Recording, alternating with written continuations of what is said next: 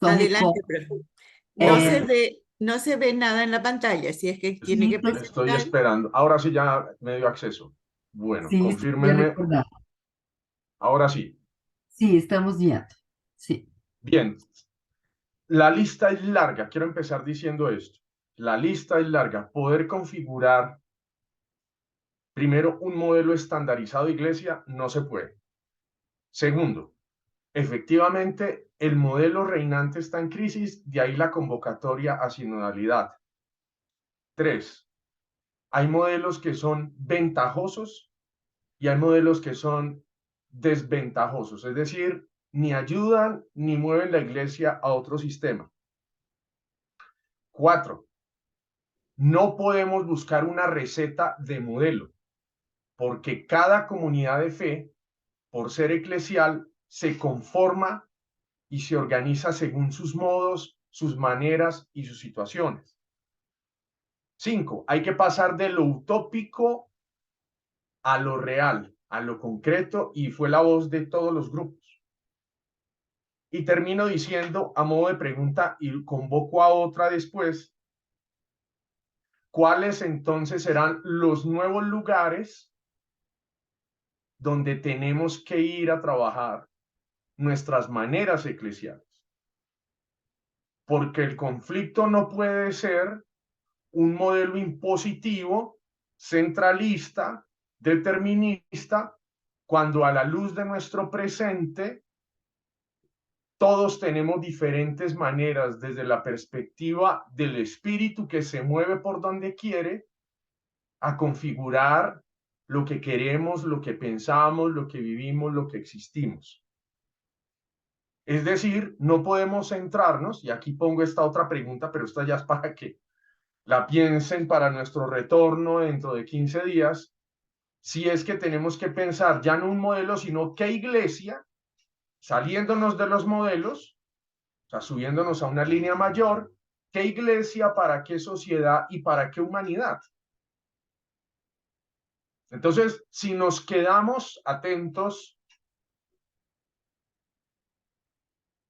en lo circunstancial del modelo, en su forma, se nos vuelve a olvidar lo esencial, que es hombres y mujeres que peregrinamos hacia el retorno al Padre. Así que esa será, digamos, una de las que dialogaremos por allá cuando lleguemos de vacaciones otra vez el 21. Bueno, me voy a tomar entonces hasta las 10:30, si te parece, Andrea, para hacer el adelanto de toda la primera parte a la luz de lo que ustedes han dialogado hermosamente como equipo de trabajo, y les agradezco a todos sus palabras. Y entonces listo. quiero centrar sus afirmaciones en esta tripartita o tres grupos de palabras o triada o conjunto de expresiones: la verdad, el sentido y la fe. Cuando logramos superar lo circunstancial, esto que hace parte de nosotros, la manera como nos organizamos, salen a la luz los elementos de la esencia de esta existencia, que son la búsqueda de la verdad, la búsqueda de sentido y, a modo de pregunta, finalmente, ¿qué creemos? ¿En qué depositamos nuestra fe? No porque el depósito sea administrado por una institución en particular, sino que estamos recuperando aquello que yo creo como hombre, como mujer, en esta trayectoria de espacio-tiempo, en este mundo que compartimos todos. Así que en el primer entramado de mi exposición me dedicaré a ese absoluto fundamental. ¿Qué quiero decir con eso? Que precisamente una eclesiología, es decir, ya saliéndonos del modelo y subiendo al tema eclesiológico, nuestro punto de partida ha sido sabio al inicio de esta reflexión de hoy. ¿Cuál es? Y esto lo hago a modo de proceso de pasos. Primero, desideologizar todos los sistemas que se han vendido y se han dicho y se siguen configurando en el discurso teológico, homilético y pastoral.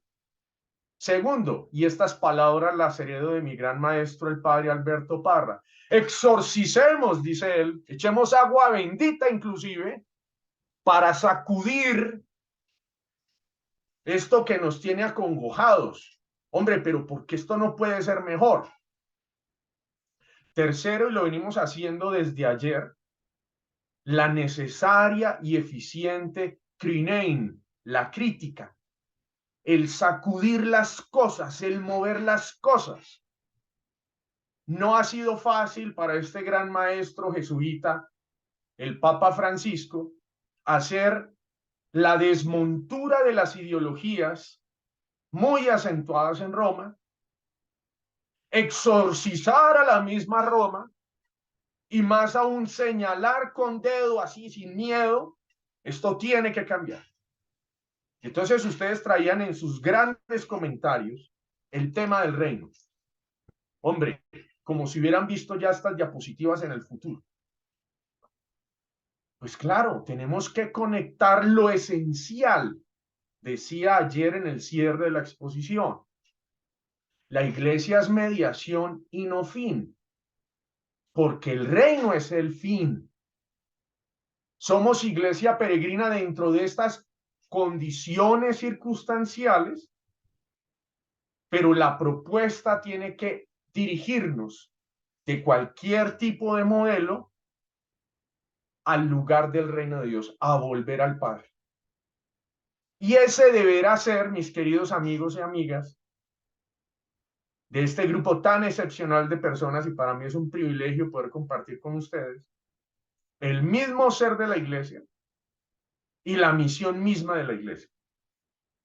No desde el formato que ya está empacado en todos los sistemas institucionales que usan una expresión recurrente de gestión.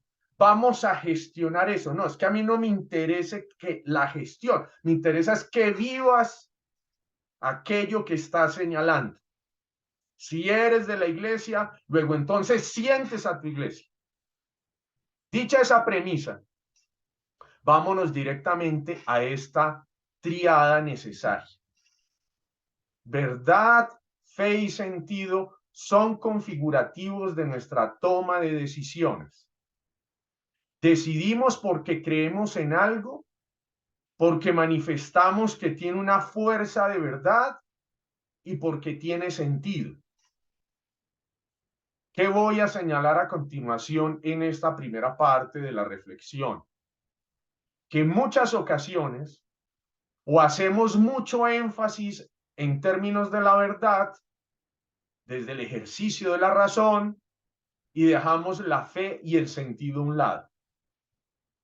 En otras ocasiones le damos mucha fuerza al tema del sentido y olvidamos la fe y la verdad. Y entonces eso genera lo que podríamos llamar hoy ideologías. Me quedo solo con una idea monológica de un solo perfil, cuando señalábamos ayer que toda nuestra existencia, nuestra manera de ser es plural. Segunda cualidad de ese ser que correlaciona fe y verdad sentido, aparte de que es plural, es adaptativo. Nos vamos adaptando a los sistemas, a nuestra vida, a nuestra biología. Tercero, y ustedes lo señalaban aquí dentro de todo esto hermoso que han compartido, muy probablemente una tercera cualidad es que se nos olvida a veces vivir. Entonces hay que empezar a vivir, no a sobrevivir. Cuarto, y lo señalaba ayer a la luz de la Gaudium et Spes, tenemos que recuperar la capacidad de decisión que hace parte de nuestra libertad. Y entonces la capacidad de decisión va de la mano de la verdad, de la fe y del sentido. Y ahí sí quedo como en esa foto, bueno, en ese dibujo sonriendo, así, feliz, porque pongo toda mi existencia a funcionar como debe ser. Y voy a ser enfático en cada uno de ellos a continuación. ¿Y cuáles han sido los problemas de esas búsquedas solitarias? Verdad. Como bien lo afirmaba Tomás cuando no alcanzó a ver a Jesús en el relato de Juan Evangelista, el argumento que plantea Juan se sienta en la expresión ver y tocar.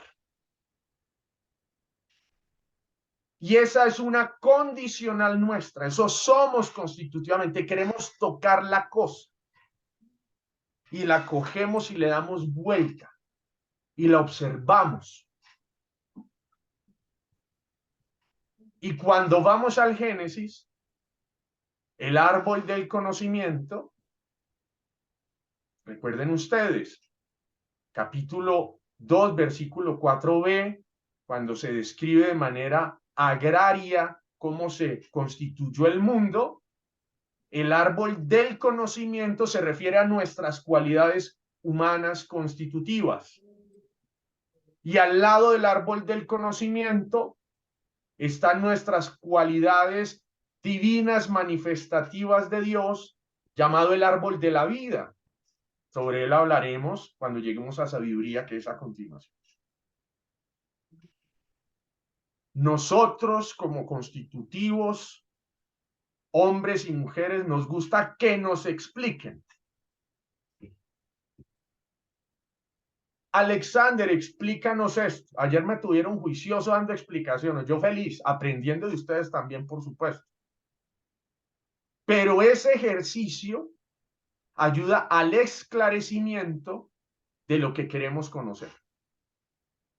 En ese orden, la ciencia también hoy, en nuestro presente, se ha convertido en la ley prácticamente, en la forma fundamental para conocer la existencia. Y eso ha sido un error del modelo. Lo vamos a ver a continuación. Porque muchas veces, por más que yo los observe o observe el objeto o los mire a ustedes por esta pantalla, todavía no los conozco. No estoy aproximado a ustedes. No estoy en sus realidades. Esto es una virtualización. Y sin embargo, la ciencia ha tratado de manipular todo lo que conocemos por medio de la comprobación, de la enunciación, de la argumentación y la demostración para no caer en el error. Y ha sido la dinámica de la ciencia. Pero, ¿qué ha pasado con ese formato? Que precisamente cuando nos quedamos en la ciencia, que es un ejercicio natural nuestro de razonar y comprender, conectado con la fe, generó unos sistemas de comprensión bastante complejos, que configuraron de por sí lo que llamamos las teologías de antaño, de las formas premodernas. Ejemplo, y ahí lo ven en este imaginario de cosas que coloqué. En el primer grupo, acentuamos nuestros esfuerzos en algo que se llama la lógica de la razón metafísica, es decir, en cuestiones subjetivas, no alcanzables, no aprehensibles. Ejemplo, los sustantivos por naturaleza son bastante difíciles de definir. Díganme ustedes, hasta el momento no he definido qué es ni verdad, ni he definido qué es razón, y mucho menos he definido qué es fe. Y ha sido una cualidad del recurso metafísico, usar expresiones difíciles de comprender y se venden prácticamente en todos nuestros lenguajes. Modificamos nuestro lenguaje a ese ritmo de la razón metafísica. Y eso ha llevado, por supuesto, a que la teología, cuando echó mano de la filosofía, trajera conceptos a su territorio, como por ejemplo logos. que ustedes lo encuentran, capítulo 1 del Evangelio de San Juan, versículo del 1 al 18, el logos, que es el verbo, que es la palabra. Ahí hay un ejemplo. Y todo el territorio teológico que dialogábamos ayer, solo en términos eclesiológicos, generó, por supuesto, unas maneras de hablar la teología con su especialidad eclesial y con todas estas formas que ya hemos venido señalando. Otras formas que nacieron en medio de esa correlación verdad, razón y fe, pues una lógica de la razón positivista. Prácticamente si se evidencia que lo puedes palpar, luego entonces existe. Y ahí entra en crisis la teología y la fe. Demuéstreme que Dios existe. Pues no puedo. No puedo. Y entonces nació una corriente dentro de esa razón positivista que luego se traduce a esta razón demostrativa. Voy a comprobar que el vino que está en el altar efectivamente se convierte en sangre. Pues sí, hermano, pero la fe no puede depender de que el día que hagas el experimento, el vino siga siendo vino.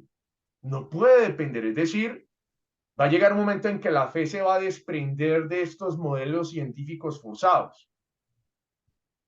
Otro ejemplo, esta lógica de la razón historicista. ¿Qué ocurría o qué ocurrió y sigue ocurriendo? Pues que nos metíamos a la historia, traíamos un argumento, por ejemplo, moral, de hace 3.000, 4.000 años, y lo traíamos como norma aplicable a nuestro presente. Y eso ha sido un error garrafal en la interpretación bíblica dentro de la iglesia.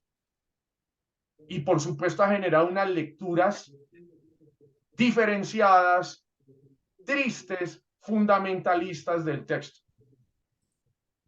Y pasamos finalmente a esta famosísima frase de la tradición, de la defensa de lo que hacemos, con el famosísimo: el fin justifica los medios. Prácticamente la razón funcionalista en todos los lugares de los acontecimientos humanos. Es un dolor de cabeza hoy. ¿Cómo se hace una explotación petrolera en todos los rincones de Latinoamérica? El fin es que la potencia económica, Texaco, ESO, la British Petroleum, tienen acceso directo a los territorios, no importando que tengan que barrer con medio Brasil, con medio Colombia, con medio Ecuador,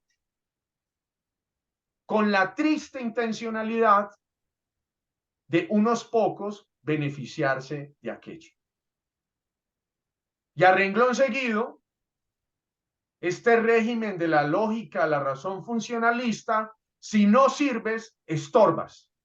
Y así también se configuraron modelos eclesiales tristes y dolorosos en Latinoamérica.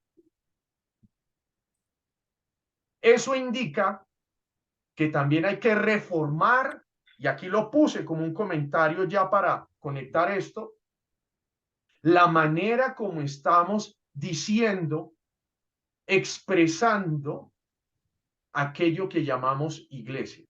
Es decir, tenemos que mirar en nuestros decires si todavía se ve este reflejo de la razón filosófica, de la razón positivista, de la razón historicista, de la razón funcionalista, porque estos modelos, por defecto, son excluyentes.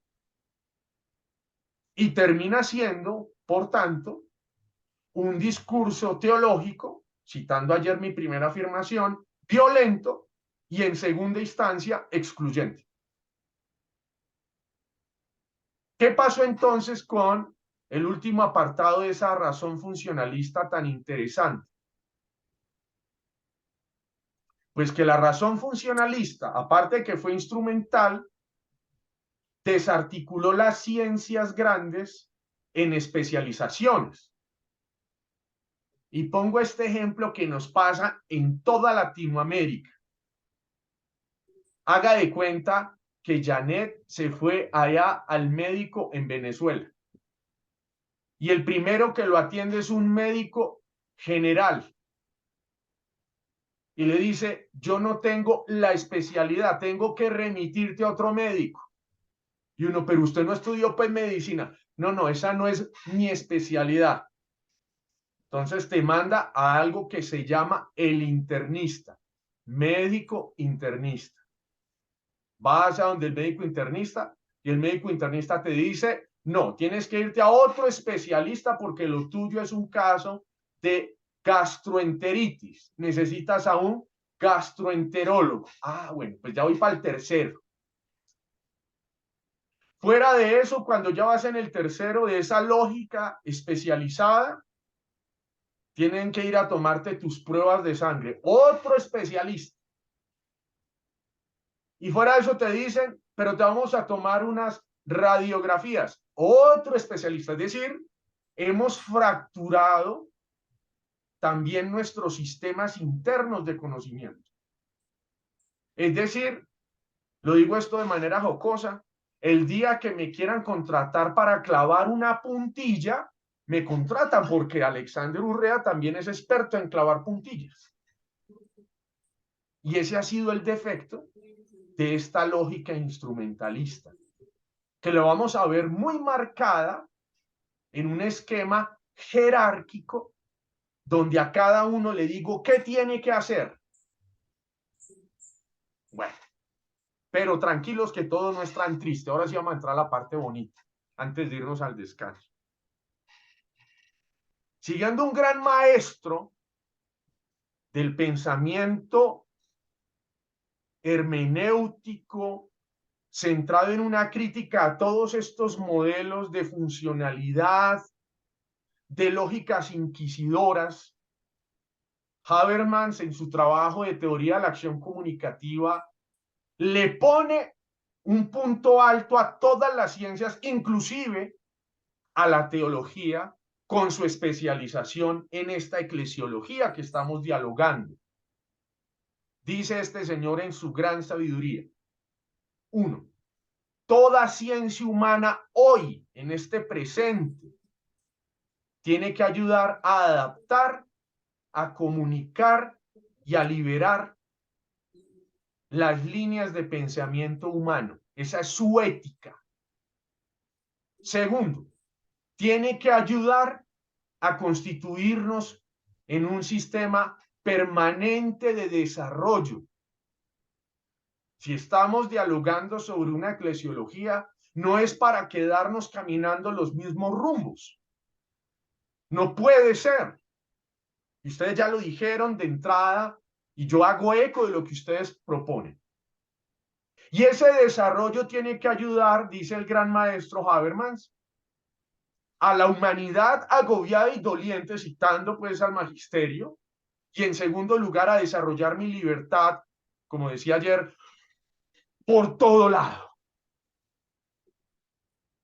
De manera que si la teología, nuestros decires en los espacios pastorales, nuestras reflexiones teológicas, nuestro trabajo con los niños, las niñas, los jóvenes, los adultos, nuestros estudiantes, no liberan lo que somos,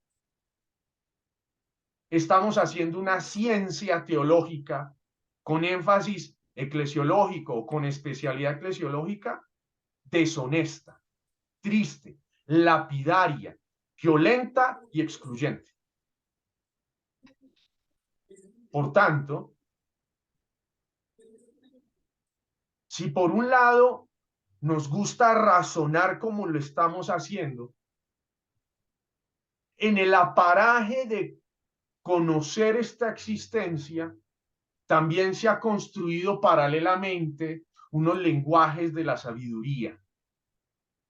Y ahí lo encuentran ustedes en los textos bíblicos, por ejemplo, en las literaturas ancestrales, en las literaturas que se han compuesto alrededor de parábolas, mitos, poemas, aproximaciones que, por supuesto, daban explicación de las cosas. Se transmiten casi en el mismo formato, oral y escrito. Y cada cultura, y esto lo dice en teoría comunicativa Habermas, cada cultura legitima, le da fuerza, le da valor a esto que se narra, pero tiene como facultad formar a los sujetos, hombres, mujeres, seres humanos. Un ejemplo tonto traigo aquí al ritmo de lo que dialogamos. Recuerden, por ejemplo, el relato famosísimo de Esopo de la liebre y la tortuga.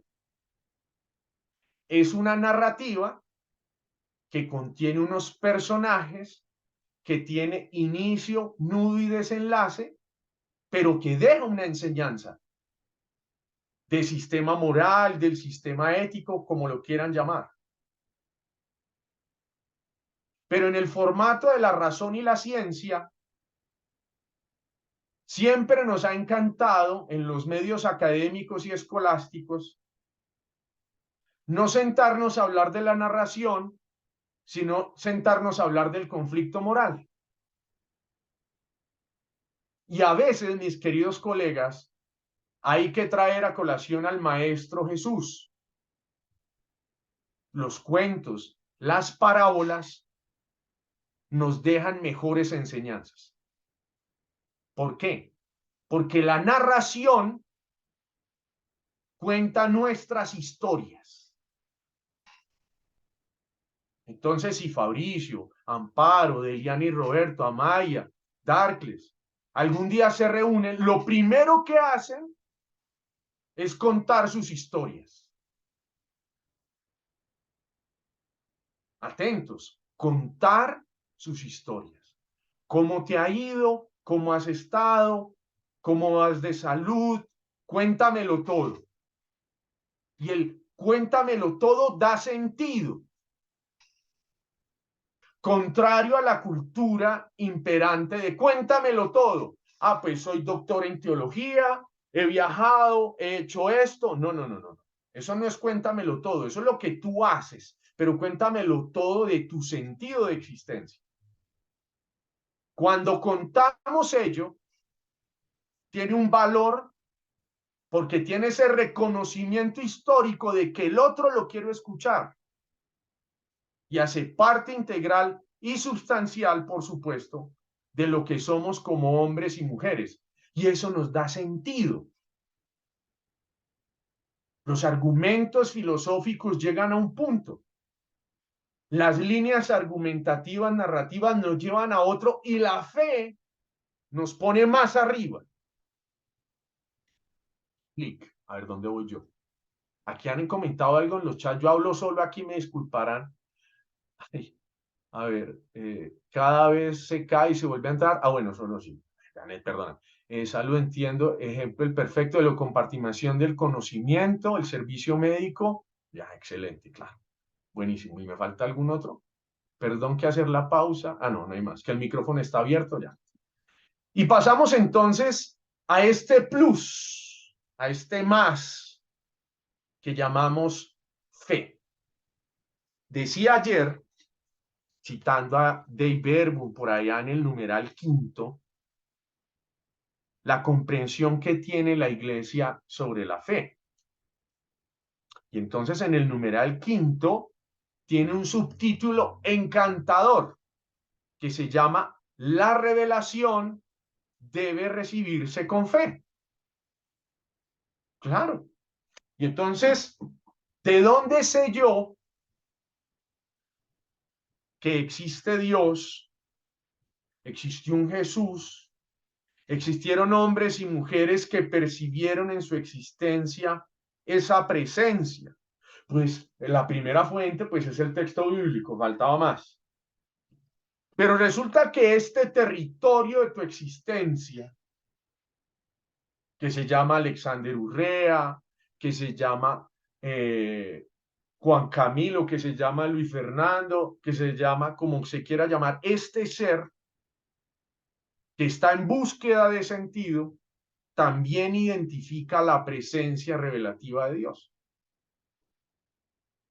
Entonces, gracias a los cambios que se dieron en el siglo XIX y XX, frente a la crítica de estas lógicas de un solo perfil para pensar,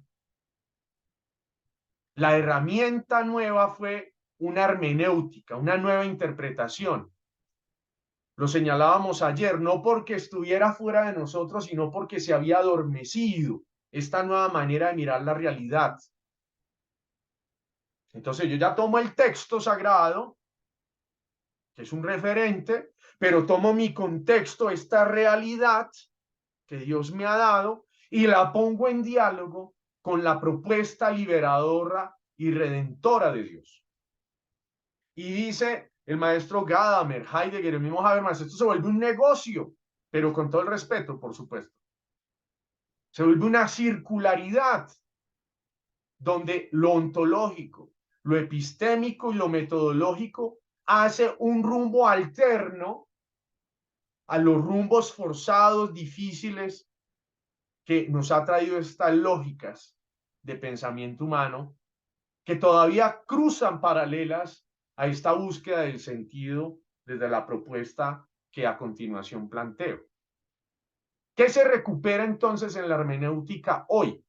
Primero, esta lógica de la razón mítica. ¿Por qué es importante ver todas las tradiciones mitológicas de todos los componentes humanos? Porque todos nos cuentan las mismas tres cosas que nos preocupa por cristianos que somos. ¿De dónde venimos? ¿En dónde estamos? ¿Y para dónde vamos?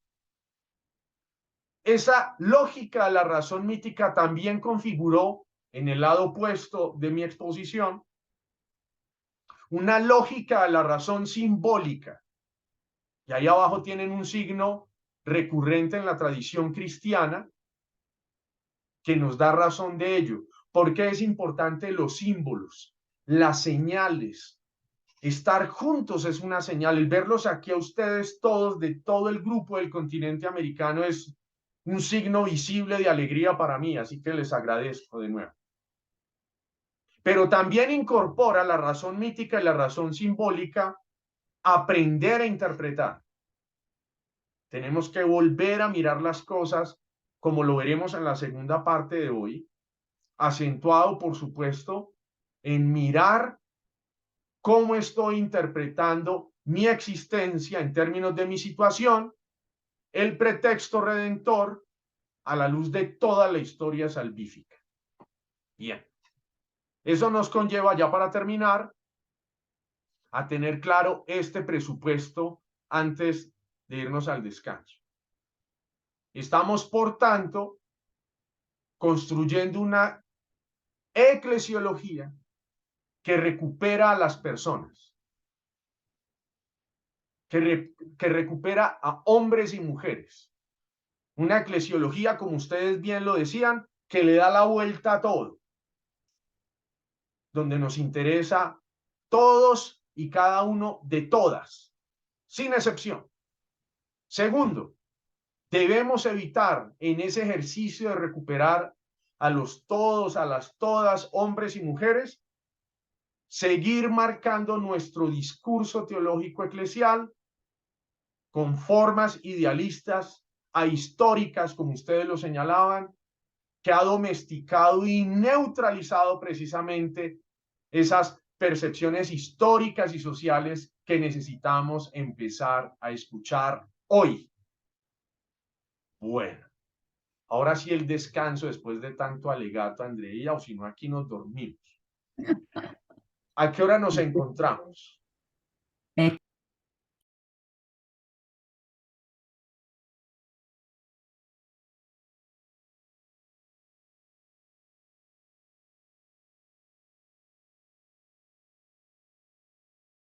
Doctor, su micro está apagado. Profesor, sí, su micro está apagado, cerrado. Pepe, gracias. Él me leía los labios. Decíamos entonces que en el recorrido de comprender la iglesia, también entendemos cuáles han sido las teorías las reflexiones en torno a aquello que llamamos la eclesia.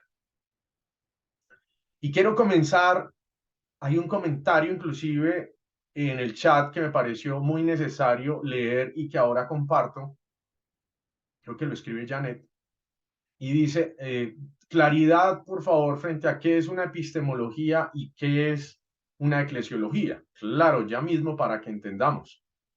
Cuando hablamos de epistemología, su tarea fundamental como una ciencia que es subsidiaria a la filosofía es entender cómo pienso lo que pienso, es decir, una teoría del conocimiento. Y esas teorías del conocimiento en su momento han ayudado a que la teología, y en especial la especialidad que estamos dialogando, que es la eclesiología, use de esos compartimentos para entenderse a ella misma. De ahí viene esa correlación fundamental. Señalaba entonces que en los ritmos epistémicos tradicionales, la lógica de la razón positivista, la lógica de la razón metafísica, todas ellas obviamente son teorías del conocimiento que se han constituido para entender esta existencia.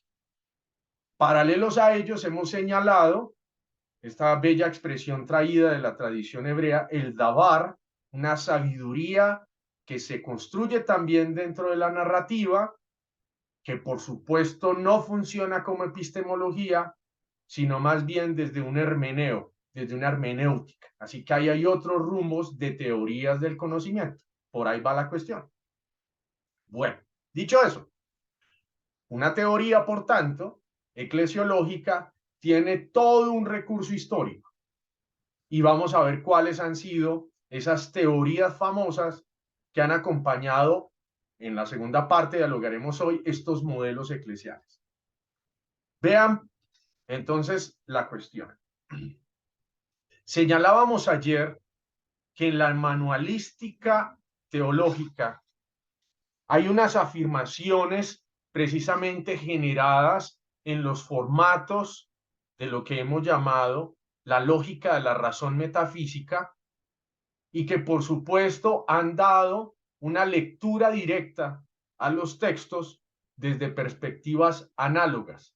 Por ejemplo, y las dialogábamos ayer, la iglesia cuerpo, esposa, madre, maestra, pueblo elegido, sacramento de salvación, y la que será un decir muy común y ya se va sintiendo en sus voces, un instrumento de comunión.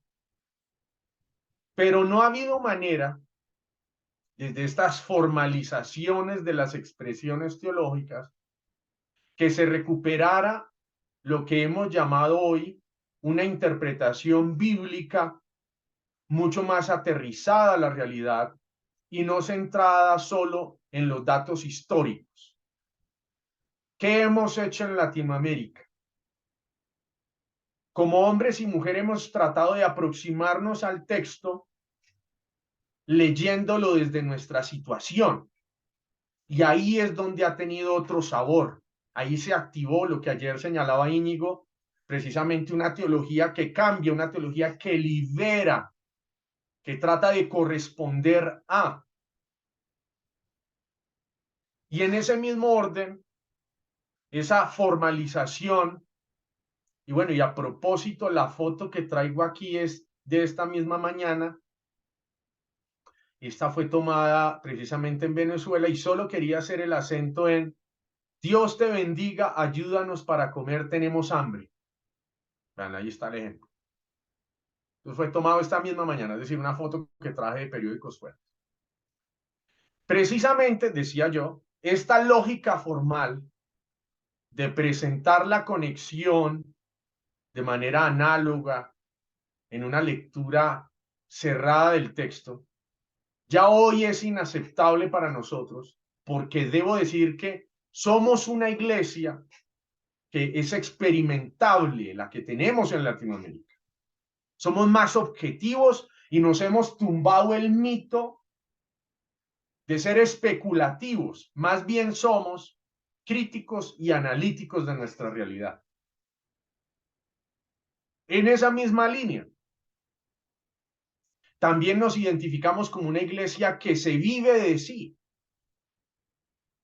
que hemos tratado en la señalética que ustedes marcaron al inicio de nuestra reflexión hoy, que hay unas formas premodernas, modernas e inclusive modernas que tratan de cerrar las maneras como pensamos en Latinoamérica. Porque nosotros hoy podemos decir, si somos iglesia vivencial, somos iglesia de personas, de sujetos, de hombres y mujeres, de personas vulnerables, humilladas, cansadas, ofendidas, atropelladas, explotadas y oprimidas, inclusive dominados por hombres y mujeres que se consideran amos y señores, siguiendo el relato de las tentaciones, y obviamente manejan con maestría el discurso eclesiológico formal.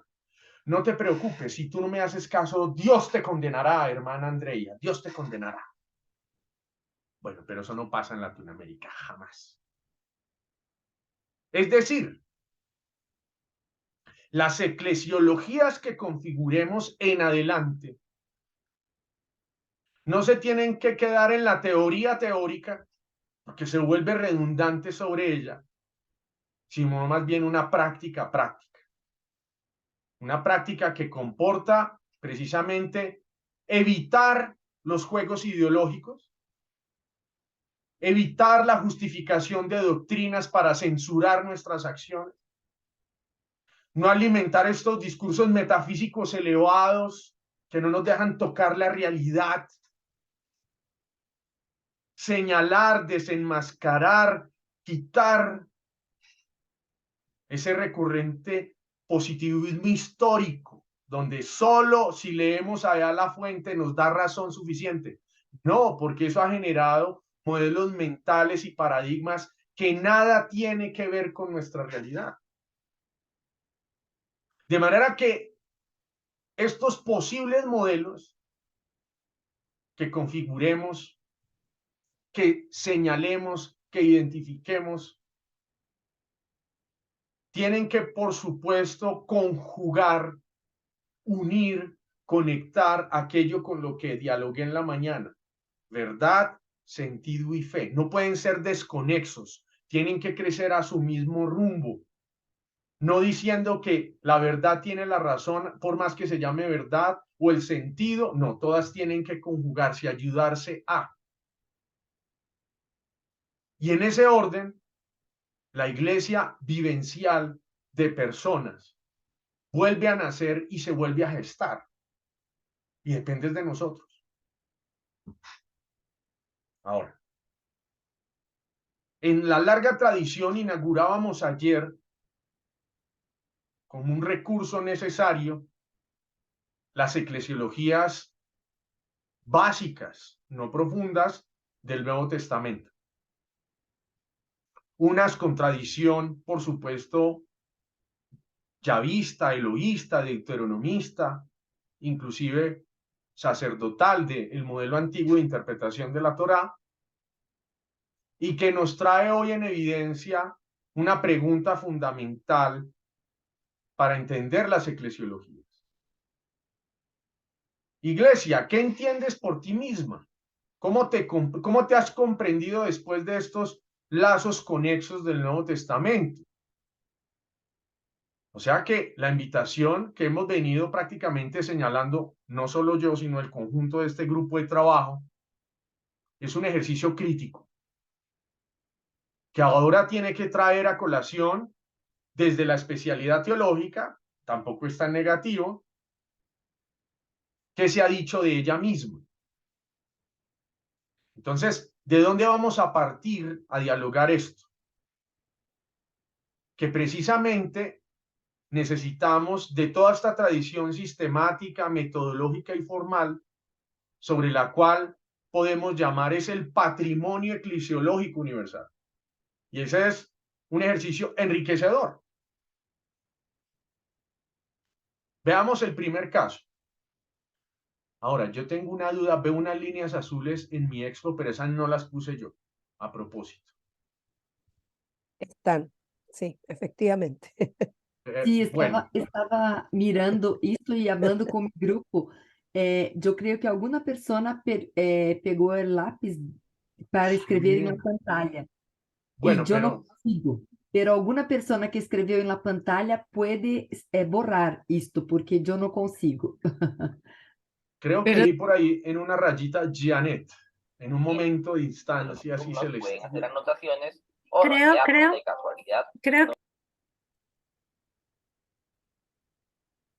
Pero de todos modos sí se Se lee. O sea, ve.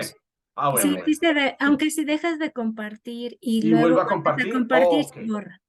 Bueno, vamos a hacer eso porque, ok. Vamos, porque se ve chistoso y van a decir, el profe no durmió bien anoche y dejó eso rayado. Eu A ver. removi também a autorização para todos usarem este recurso. Ah, bueno. Oymar, ahora sí se ve bien. Perfecto. ahora sí, ahora Perfeitamente. sí, profesor.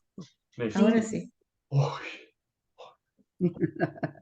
Entonces, ¿qué dice la iglesia de sí, por ejemplo, pasados los ciclos de lo que llamamos las primeras comunidades cristianas? El primero en hacer un énfasis fundamental es, por supuesto, Hipólito Romano, al referirse a un modelo de iglesia desde una lectura que se llama en la tradición tipológica analógica, es decir, trae contenidos del Antiguo Testamento y los postula de manera oficial en argumentos filosóficos con carácter demostrativo para decir, y la iglesia entonces es una iglesia sacerdotal.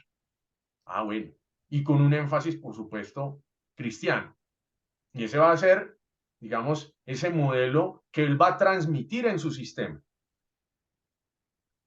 El segundo caso, el Tratado de Iglesia Católica como solo una, de San Cipriano, casi unos 20, 30 años después de la muerte de Hipólito. Pero le interesa, por supuesto, un estudio centrado en algo que no suena mucho y es la jerarcología, es decir, cómo se constituyó esta jerarquía de unidad desde el sacerdocio y el episcopado y que luego se va a configurar en lo que llamaríamos el sumo pontífice. ¿Qué ocurre en estos primeros dos sistemas? Puedo decir, es copia fiel del original. Es decir, en el modelo organizativo social ya existían esos modelos estratificados. Pero también en los modelos religiosos, patriarcales o monárquicos, eso también existía. Entonces ese modelo estratificado prácticamente se le da aplicabilidad por cortesía de San Cipriano. Al lado de él, obviamente, un gran libro también muy denso de leer, y es La ciudad de Dios, de San Agustín.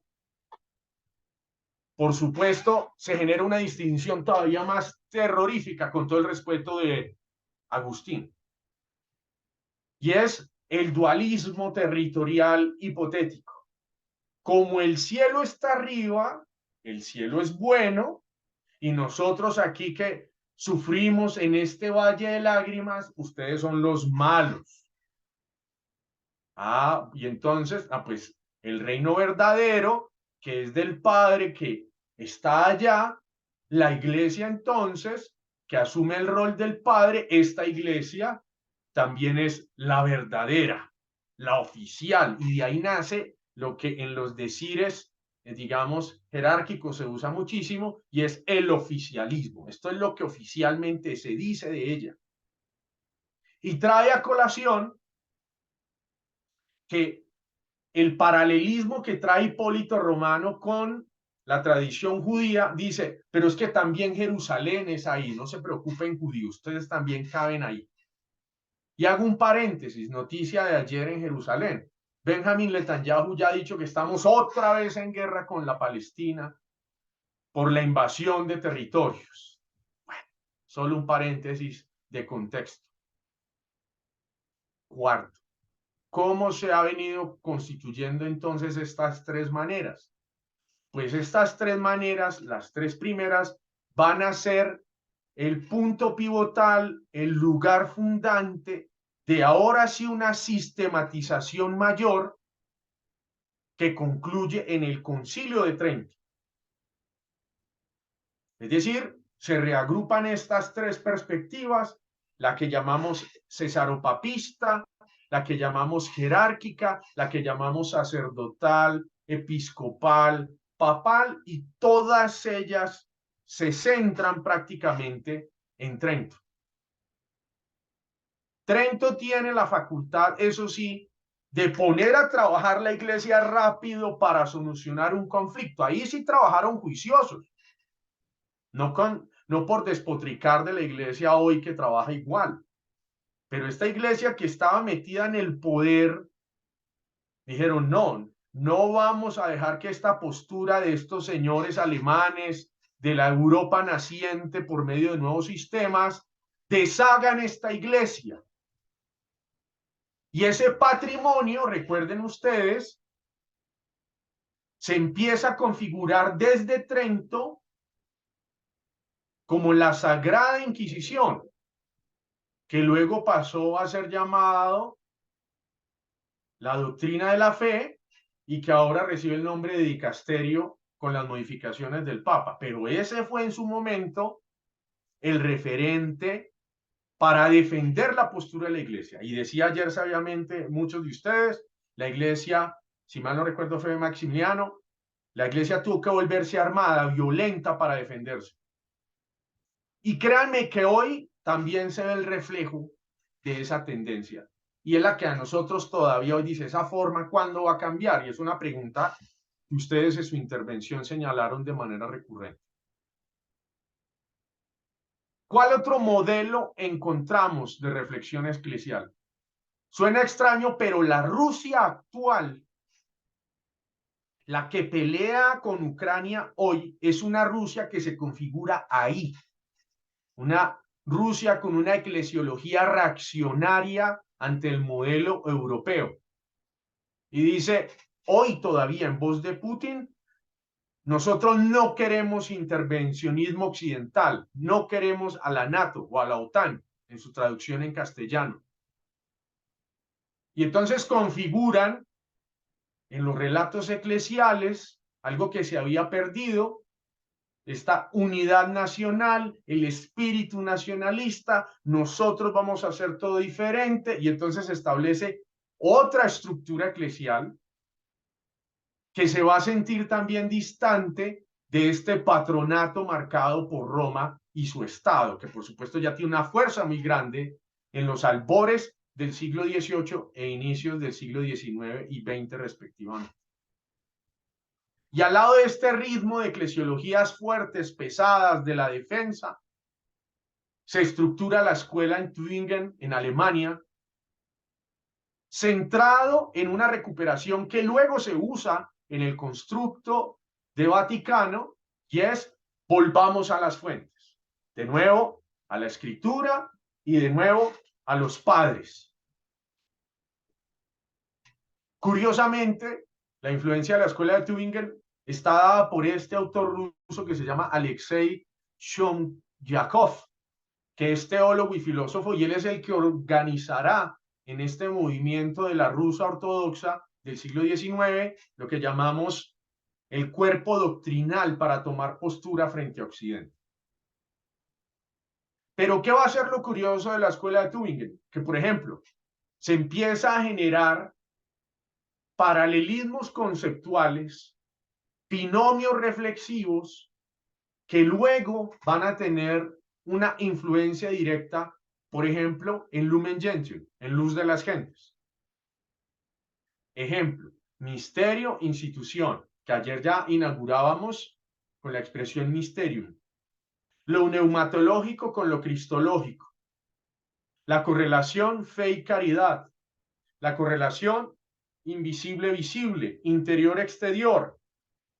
Y entonces se configuró, y esto se ha hecho también estudios y trabajos largos en la teología, una propuesta teándrica, es decir, esta correlación humano-divina que se configura dentro de la iglesia. Es decir, se le dio una recuperación de estatus a la iglesia diciendo, sí, usted es iglesia, pero porque tiene hombres y mujeres que están configurados como capacitados para asumir las características de Dios. Decíamos ayer, el amor, la misericordia, el perdón. Pero no como iglesia institución. Atentos que hay un cambio de formato explicativo. La iglesia que es conformativa teándrica es porque son hombres y mujeres que tienen capacidad humana, pero de conformar su existencia en términos de lo divino, es decir, asumir las características de Dios. Y en otros decires, esto no lo había dicho ayer, eso se llama la santificación. Santificación es ir asumiendo las características de Dios en el transcurso de mi existencia. Eso es un ejercicio de santificación. Al lado de ello, de la escuela rusa, de la escuela de Tübingen, se empieza a configurar lo que podríamos llamar el oficialismo teológico universal. Y por supuesto se organiza en Roma, por ser centro geográfico, el lugar donde el obispo de Roma se instala, y dice, en adelante la Universidad Gregoriana, antes llamada el Colegio Romano, formará teólogos, teólogas y pastores del mundo entero. Y efectivamente empieza a abrir las puertas para que no solo los que están directamente conectados con el catolicismo de Roma vengan a sus parcelas de estudio, sino que se le abre a todos la posibilidad. Y eso va a ser un punto a favor que se va a recuperar precisamente en el Concilio Vaticano II, la unidad en los procesos formativos.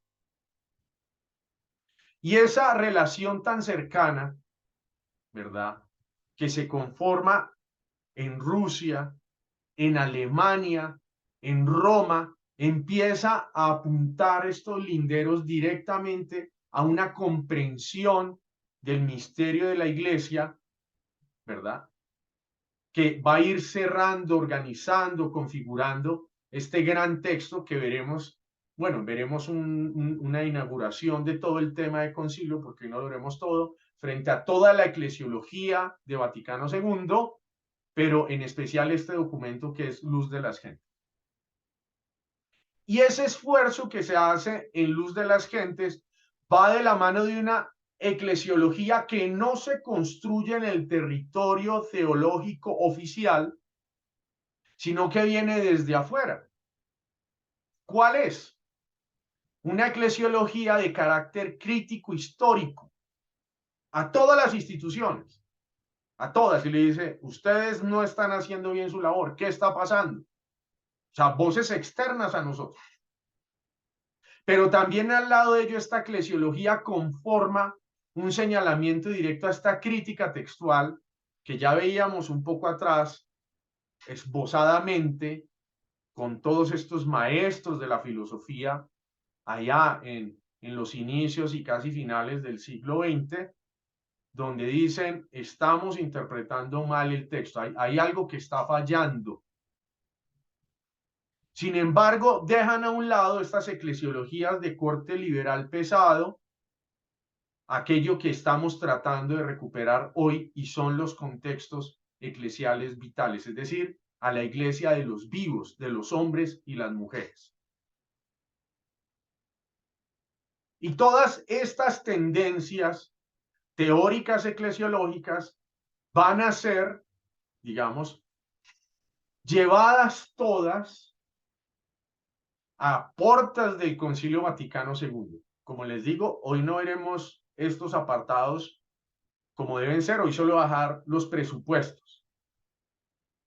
Y precisamente estas líneas de renovación eclesial, que tienen a su base todas estas teorías eclesiológicas, van a volver a preguntar si la iglesia mistérica, significante, instrumento de comunión y participación, lo sigue haciendo, sigue configurándose en ese esquema. Y se pregunta entonces, esta teología con énfasis eclesial, ¿y tú qué dices de ti misma? Y entonces les propongo esta breve reflexión en torno a las perspectivas que llegaron al clímax del Vaticano II. Vamos con una de tantas, que a la vez son modelos y a la vez son reflexiones. Por ejemplo, perspectiva de la historia de la eclesiología, ya lo hemos visto, acabamos de hacer el ejemplo, hay que ir a las fuentes de la escritura, las fuentes de la tradición y cómo se ha desarrollado ella. Entonces, esta eclesiología dijo, tenemos que mirar ese recorrido. 2. La perspectiva querigmática que ha tratado de recuperar la dimensión salvífica de la iglesia. Muy difícil a esta altura, pero trata de hacer el ejercicio. Es decir, atentos, la iglesia como institución no es el ente salvífico. En realidad, quien salva es Cristo, Dios, la Trinidad, esa es la fuerza. Pero cuando hablamos de la dimensión salvífica es la que nos direcciona a, la que nos anuncia. Tercero, una perspectiva teológica, necesaria, por supuesto, no para centrarnos, y ahora sí entendemos la introducción larga de la mañana, centrar nuestra reflexión solo en la verdad dogmática, comprobable desde la lógica filosófica. No, nos interesa es qué te da sentido al hacer parte de tu iglesia. ¿Sí te da sentido la iglesia? Es una pregunta que recupera inclusive el Papa Francisco en todos sus escritos hoy. Cuarto, el dato del espíritu, del neuma, del ruaj. Es decir, se había perdido esta figura tan esencial dentro de esta Trinidad, dentro de este comunio que hay entre ellos tres, y que por supuesto invita a la iglesia también, hombres y mujeres que queremos en este peregrinar humano llegar a Dios, activar también nuestra vocación a hacer un dinamis, un movimiento, un aire. Otra perspectiva, miremos cuáles más hay. La sacramental. De ella hay muchas cosas que podría decir, y la primera la retomo de sus comentarios en la mañana, muy interesante, frente al tema de la ministerialidad de la mujer. Necesariamente, mis queridos miembros de esta sala de trabajo, al ritmo que vamos como Iglesia Católica Romana, no como otras configuraciones confesionales, la iglesia se está quedando efectivamente sin sacerdotes, sin ese renglón importante que precisamente acompaña los procesos cardenalicios porque hacen parte del obispado y también posibilita otras dinámicas internas de la iglesia. Y sacramentalmente, para el caso del orden, solo está restringido a hombres mayores de 24 o 25 años, según el Código de Derecho Canónico. Por tanto, es un modelo sacramental participativo excluyente, es decir, participan los hombres, pero no las mujeres. Y la cosa le va a poner un plus en la Sacrosanctum Concilium, va a decir, y lo decíamos ayer, muy probablemente la participación eclesial también está en crisis, porque ya no hay suficientes ministros que acompañen los procesos. La Europa actual, la Norteamérica actual, tiene templos vacíos precisamente porque no hay personas encargadas de esas dinámicas ministeriales. Ahí hay una cuestión, bueno, que ahí no ahondo yo, pero solo la señalo. La perspectiva ecuménica, lo señalábamos ayer cuando hacían la pregunta de la Unitatio Reintegratio, el tema de la correlación entre la postura eclesial y otras confesionalidades, y citaba yo el dato de la Lumen Gentium 16, es decir, recuperar, atentos, el diseño de Jesús, que todos seamos uno, pero en este mundo, en lo real, no hay en lo hemisférico, en lo flotante.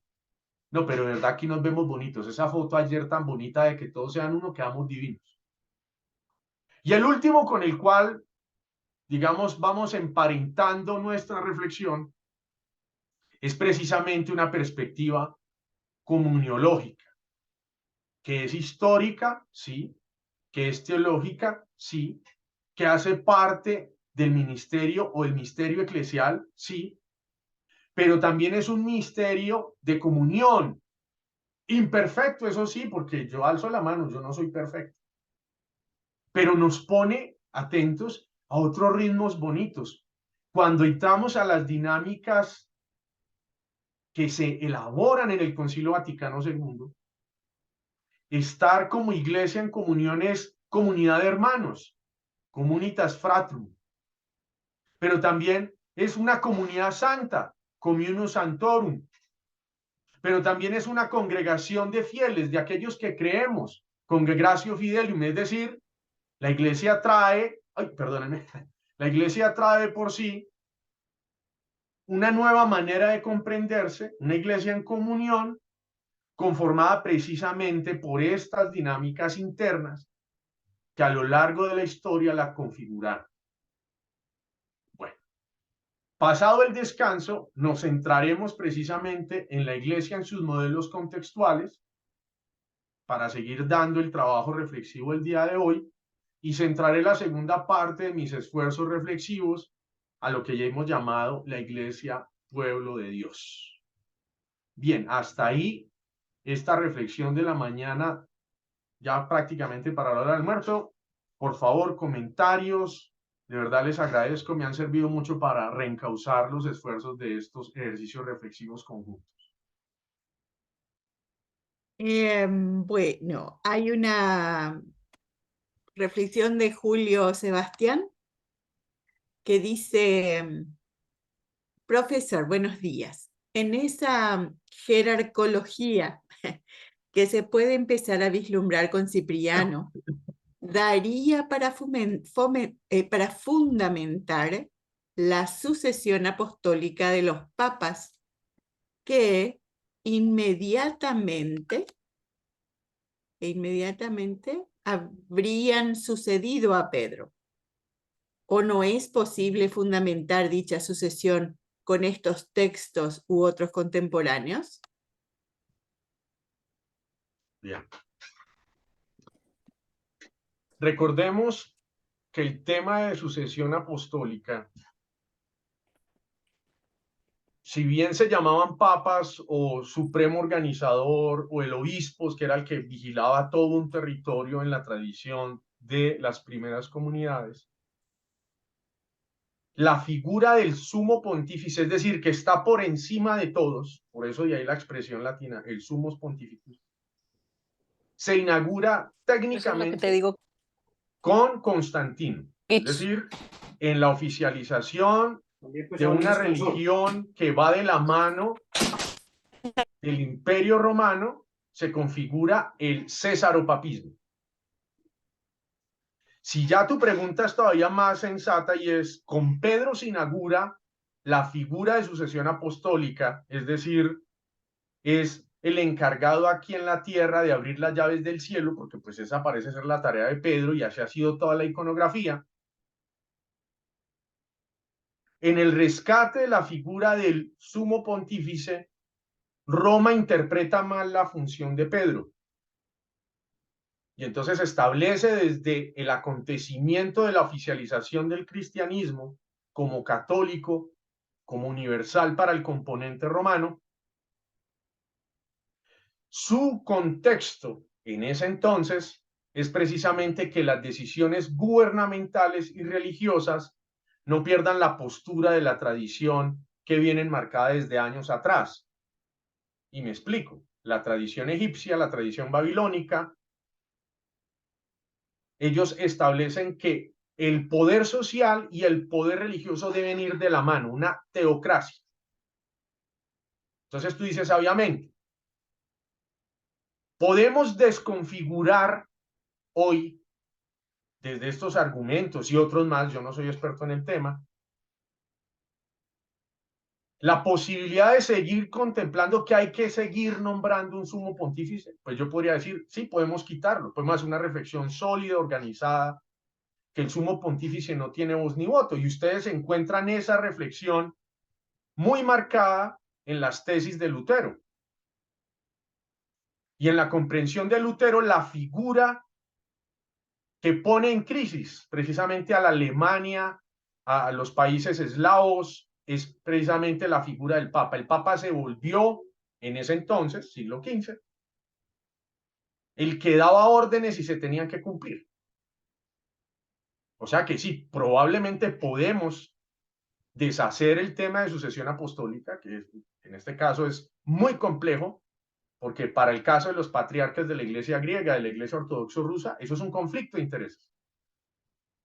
Cuando ellos se encuentran, se saludan como dos sacerdotes más, pero en realidad cada uno tiene su postura, tiene toda su estructura, el patriarca en su manera de pensar y el Papa de Roma en su manera de pensar. ¿Puede cambiar ese sistema? Puede que sí, pero si el sistema funciona por unos pocos, sigue manejándose, sigue constituyéndose. Por ahí iría un posible rumbo de respuesta. ¿Y hay alguna persona que quisiera hacer alguna consulta o Eduardo algún alzó la mano. comentario? Sí, muchas gracias. Mi pregunta va por lo que ya decía eh, hace un minuto Alexander, y es sobre Martín Lutero y el protestantismo. ¿Hasta qué punto influye en estas nuevas eclesiologías o en esta nueva visión de la iglesia? Ellos tienen sacerdotisas, entonces, ¿hasta qué punto influyen todos estos movimientos? Bien.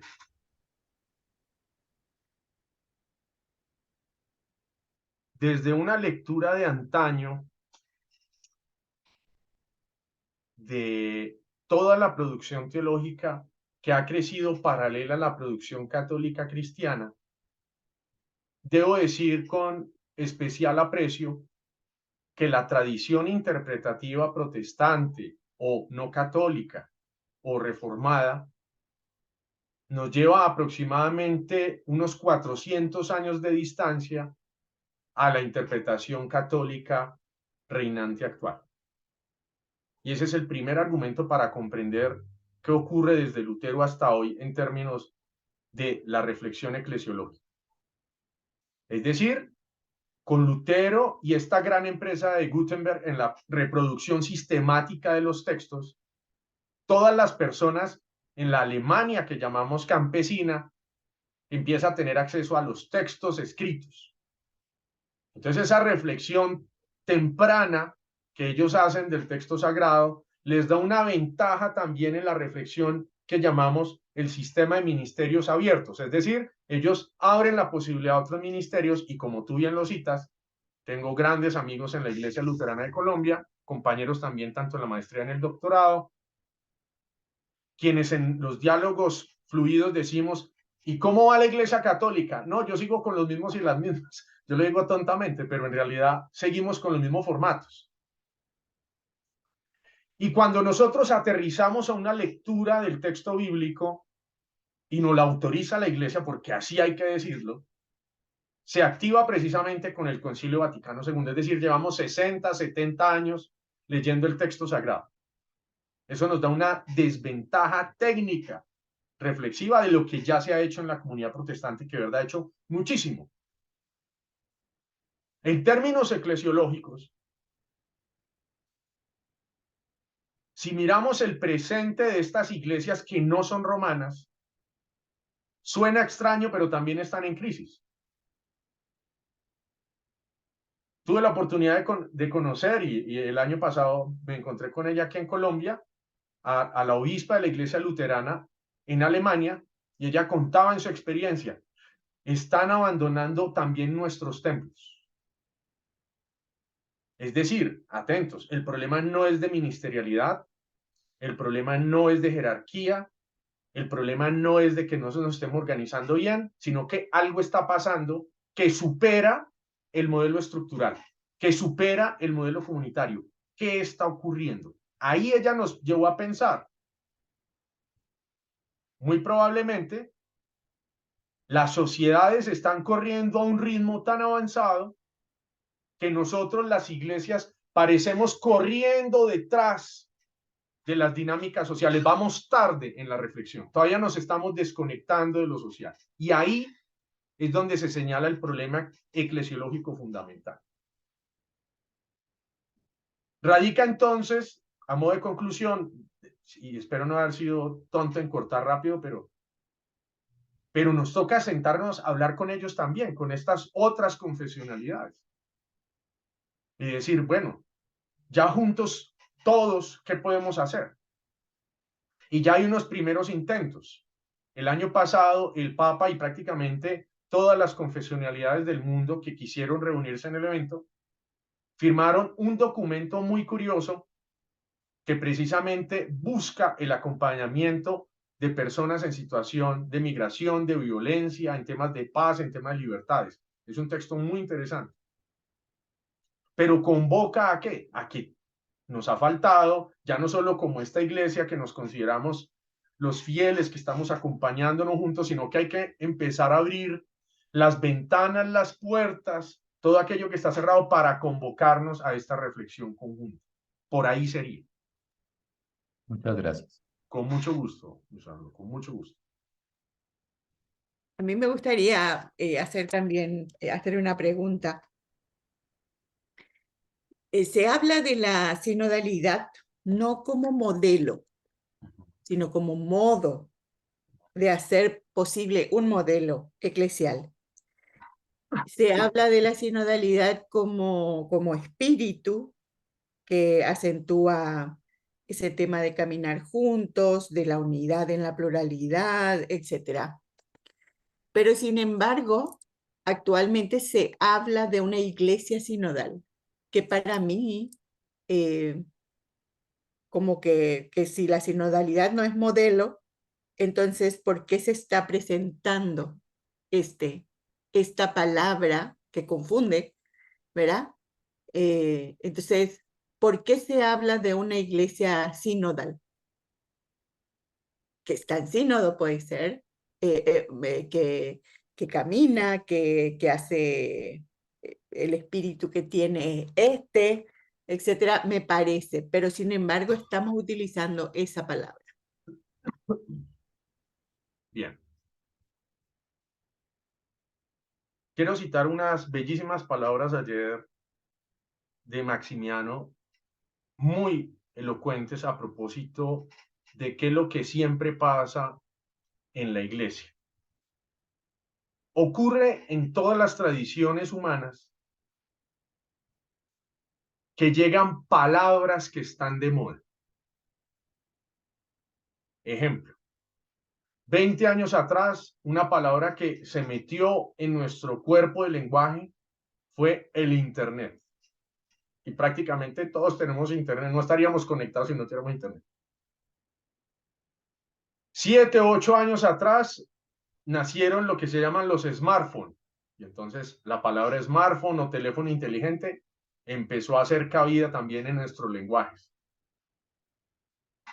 Y no hace más de 3 meses, la palabra que está de moda en todo el argot académico es ChatGPT, que es una máquina, digamos, de procesadora de texto que tú le dices, escríbeme un texto sobre eclesiología y me lo hace. Eso sí, no puede dar una exposición como la estamos haciendo juntos, eso sí no lo hace, pero sí hace el texto y trae otras fuentes y prácticamente pasa todos los sistemas antiplagio. Entonces Maximiano decía ayer, muy probablemente estamos expectantes de que las cosas van a cambiar, pero como ya somos viejos caminantes, la palabra sínodo es otra más que está de moda. Y por más de que sea una convocatoria del Papa que invita a interrogarnos sobre la vida y la misión de la Iglesia, precisamente ese ayornamiento que está marcado en esas dinámicas, nos cuesta trabajo decir, sí lo podemos hacer juntos. Eso va y viene. Ahora, tú dices algo muy sensato. Cuando se trae esta palabra nueva, que es en ese caso la palabra iglesia sinodal, y si tú te remites al numeral 1 del texto que se llama preparatorio, y ya con todo lo que hemos hablado hoy ya lo comprendes, porque inmediatamente dice, atentos, la iglesia de Dios es convocada en sínodo, o sea, ya no es la iglesia en comunión, ya no es la iglesia mysterium, ya no es la iglesia, me falta una, misterium, comunión y jerárquica o institucional. No, es la iglesia de Dios. Y en segunda instancia, trae a colación que precisamente por una iglesia sinodal se necesita tener 3 cualidades que se han perdido y que ustedes traen también a colación en la primera parte de la jornada. Necesitamos una iglesia comunicativa, o sea, en comunión, una iglesia participativa y una iglesia que ya tampoco está misionando. Hacemos lo posible, pero no hay los parámetros, porque hay otras preocupaciones. Y me quedo finalmente con una pregunta que ustedes encuentran en el numeral 2, dentro del documento sinodal. Si estamos hablando de que hay una pregunta en remojo para nuestra próxima sesión, la que suspende, la que pone el sínodo o digamos el documento preparatorio dice así: ¿cómo se realiza hoy a diversos niveles, desde el local, el universal, ese caminar juntos, esa sinodalidad que permite a la iglesia anunciar el evangelio de acuerdo a su misión? Y continúa, ¿y qué pasos el Espíritu nos invita a dar para crecer como una iglesia que camina juntos? Y ahí queda la tarea. Eso indica que seguiremos, terminando el sínodo, haciéndonos más preguntas. El sínodo no responde a muchas necesidades que hemos venido señalando, que tocan la existencia del ser, su vida, su cotidianidad, sus decisiones. Es decir, la iglesia sinodal es otra posible propuesta que puede ser presentada como modelo, que puede ser constituido como una teoría eclesial, pero en realidad es un configurado de posibilidades, es una manera de las múltiples posibles que hemos señalado. Por ahí iría la cosa.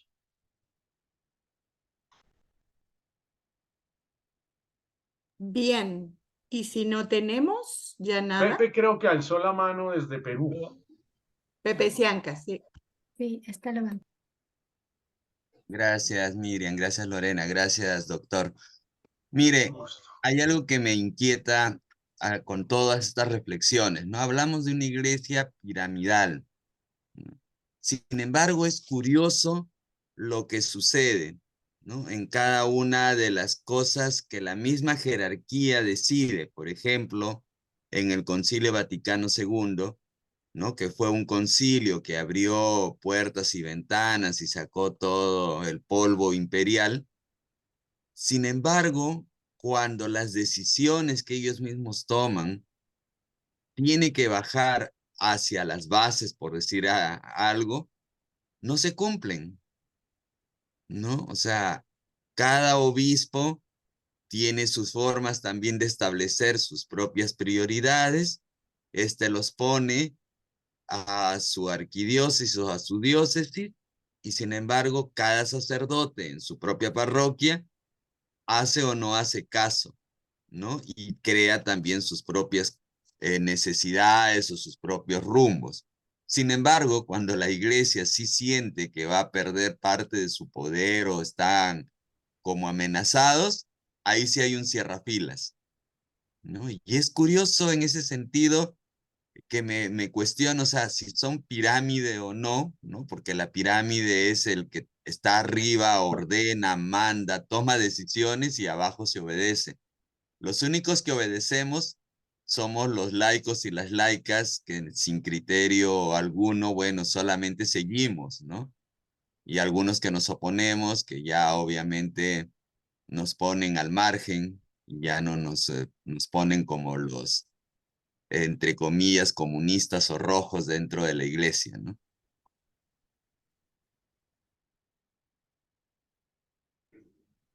Un eco a tu comentario, Pepe, gracias por tu aporte. Hay un desfase que tú señalas muy interesante. El desfase jerárquico, precisamente, como tú lo señalas tan interesante con tus ejemplos, es el reflejo de cómo se está administrando arriba. Arriba la administración, como tú decías, dice y se hace. No diga y no confunda. Pero yo quiero que al lado de tu percepción tan bonita, mira que hay un gran número de instituciones, ya no nos quedemos solo en el tema eclesial, que manejan el mismo esquema. Los cuerpos estatales, por ejemplo, las configuraciones democráticas por sí mismas son estratificadas. Los modelos educativos son grupos de estratificación que selecciona, dice usted sí, usted no, también. Los modelos culturales por coloración de piel también se han estratificado. El lenguaje se ha estratificado, el inglés. Si tú no sabes inglés, no eres nadie en la academia, le dicen una hora y dice, si yo no quiero aprender, déjeme. Entonces quiero, por favor, que vayamos apuntando, porque eso lo dialogaremos con mucho más detalle en la teoría social implícita en las eclesiologías latinoamericanas, donde esa crítica que se construye en la teoría social dice, muy probablemente no solo es el problema del constructo de una sola institución, sino que el configurativo humano no es capaz de recuperar sus ambientes de decisiones, sus capacidades de liberación. Algo se le está olvidando al ser humano. ¿Qué? ¿Qué se le está olvidando? Por ahí iría la cosa. Muy buen comentario, pues. Eu também tenho um comentário, Por favor. quizás sea un poco crítico, ¿no? Pero veo lo que ocurre en mi parroquia. Lo que pasa, a mí me parece que la iglesia trata, no sé, como si fuera una franquicia, ¿no? Que vende los sacramentos, y así, matrimonio y otras cosas, ¿no? Entonces, ahora a la gente no necesita más de estos productos. Entonces, ¿qué pasos la iglesia tiene que dar? Quería un comentario sobre eso. Me parece que es este el punto. Muy buen comentario, Roberto. Es decir, es una crítica a un sistema que solo se quedó en lo sacramental, las iglesias particulares, las de parroquia, las iglesias territoriales, que lo vamos a ver en la segunda parte después del almuerzo. Entonces, esto es mi territorio, yo lo hago así. No te metas, Roberto, que tú eres de otra parroquia. No, pero pues no somos la misma iglesia. No. Deriana y Roberto, si se quieren casar en Colombia, tienen que vivir en Colombia. Pero ¿cómo así? Bueno, muy buen ejemplo. Maximiano, te he citado como 30 veces hoy. Tienes la palabra, mi gran colega. No, me falta mucho para ser colega suyo. No, Tranquilo. jamás. Hay una cosa que le quiero preguntar, porque dado que usted ha tenido cierto acercamiento a la eclesiología protestante, a la estructura protestante como tal, aquí en Maracaibo también hay presbiterianos de origen norteamericano. Nosotros en CBX somos precisamente iglesia en sí misma, nuestra estructura. Por eso la pregunta de ayer mía, cualquier grupo que viva la fe, el sentido y la vida de la forma en que usted lo ha venido planteando, eso, iglesia como tal, en ese sentido. Y en algunos casos no tiene por qué ser católico. Exacto. Desde el número 15 de la Lumen Gentium que usted haya citado. Entonces, el punto para mí, el peligro para mí, y aquí es un peligro que viene desde nuestro compromiso. Porque si nosotros como comunidad asumimos algunas misiones directamente que impliquen incluso comprometernos con lo litúrgico, que es algo muy como que estoy tocando un tema de esos que te botan de una parroquia. Sí, tú sabes. Si yo me pongo a cantar una canción que no tenga aleluya en el interseleccional, pues imagínate, o sea, me botan de la iglesia. O sea, eso es así, aquí pasa. Pero aún así, la misión es más grande que cualquier cosa de estas que se atraviese. Digo, como comunidad asumimos que la misión es más grande que eso. Entonces, ¿cómo evitar la atomización que ocurrió en los grupos del protestantismo? Sobre todo cuando vinieron a Estados Unidos. Usted sabe que ese proceso de atomización ocurrió mucho ahí, comenzaron a disgregarse. Eso ha sido puesto incluso como una de las ventajas de la estructura papal. yo no lo veo así, pero ciertamente es un riesgo. Metes a una cantidad de gente a hacer misiones, por ejemplo, en la selva, y cada uno va a tomar el fondo y la manera en la cual pueda trabajar. O sea, es una hipotética situación, pero es como para caricaturizar lo que estoy planteando. ¿Cómo evitar esa atomización de grupos con diferentes eclesiologías, diferentes cristologías? Me acuerdo mucho del texto aquel de los apóstoles diciéndole a Jesús, vimos a uno que estaba echando demonios en tu nombre y que se lo prohibimos. Y dice, no se lo prohíban, dijo el Señor de frente. Entonces, el Evangelio nos obliga a echarnos para atrás, a evitar la ruptura. Entonces, quisiera tu reflexión sobre ese punto. ¿Cómo evitar esa atomización dentro de la iglesia como tal, que se arme en pequeñas comunidades? Bien, hay tres cosas hermosas que citas en tu comentario. La primera, vean mis queridos colegas y miembros de esta sala de reflexión, que la estructura eclesial ha centrado sus esfuerzos en algo que se llama los lugares. Es decir, solo en el templo hay cristianismo. La primera cuestión que nos pone en crisis es el tema del lugar, el tema de territorio. Entonces dices tú, me salgo del territorio, ya lo hacía en sus palabras Roberto, ya te caen encima. Entonces el primer dato a modo crítico para evitar la atomización es no cerremos los territorios de la reflexión, abrámoslos. Segundo, y estaba entre tus voces, debemos empezar a construir, y esto lo aprendí precisamente en una reflexión que tuve en Ecuador, ritos conjuntos, celebraciones conjuntas con las otras confesionalidades. Ustedes leen la palabra, pues nosotros también, ya tenemos un punto de llegada. Vamos a leer juntos la palabra, juntos. Vamos a orar juntos la palabra. Vamos a celebrar juntos la palabra. Es decir, ya hay una crisis en los configurados rituales que tenemos, porque precisamente dentro de la teoría social se critica los nuevos ritos que hemos configurado, porque los otros no están dando solución.